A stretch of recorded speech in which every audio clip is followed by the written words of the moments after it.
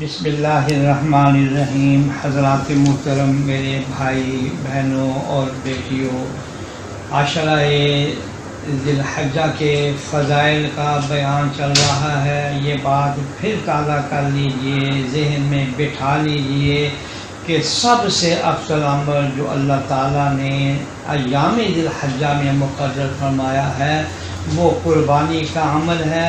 یہ 10، 11 اور 12 3 دنوں کے لیے ہے، اس کے علاوہ قربانی نہیں کی جا سکتی ہے۔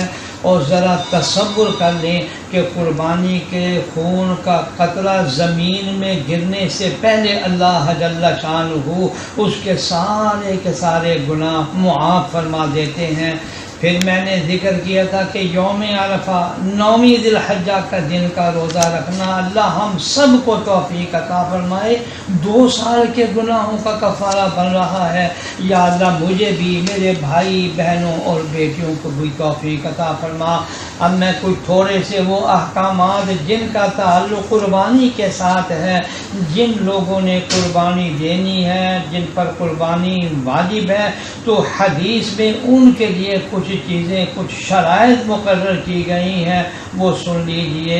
ذی الحجہ کا چاند دیکھتے ہی جو حکم سب سے پہلے ہماری طرف متوجہ ہوتا ہے وہ ایک عجیب و غریب حکم ہے۔ وہ یہ ہے کہ نبی کریم صلی اللہ علیہ وسلم کا ارشاد ہے کہ جب تم میں سے کسی کو قربانی کرنی ہو تو وہ ذی الحجہ کا چاند دیکھے، اس کے بعد اس کے لیے بال کاٹنا، ناخن کاٹنا درست نہیں، کیونکہ یہ حکم نبی کریم صلی اللہ علیہ وآلہ وسلم سے منقول ہے۔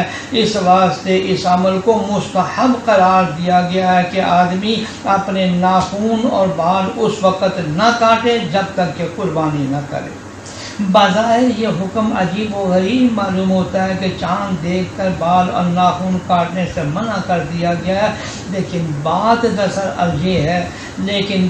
دراصل یہ ہے کہ ان دنوں میں اللہ تعالیٰ نے حج کی عظیم الشان عبادت مقرر فرمائی ہے، اور مسلمانوں کی ایک بہت بڑی تعداد الحمدللہ حج کے لیے جاتی ہے۔ اگرچہ اس سال بعض موانع کی وجہ سے، کرونا وائرس کی وجہ سے تعداد تو کم ہو رہی ہے، لیکن اللہ نے جو مقناطیسیت کا اثر خانہ کعبہ میں اور جناب رسول اللہ صلی اللہ علیہ وسلم کے آستانہ عالیہ میں رکھا ہے، تو جہاں بھر سے لوگ اس میں شامل ہوتے ہیں۔ یا اللہ ہم سب کو وہاں ادب کے ساتھ حاضری کی توفیق عطا فرما، آمین یا رب۔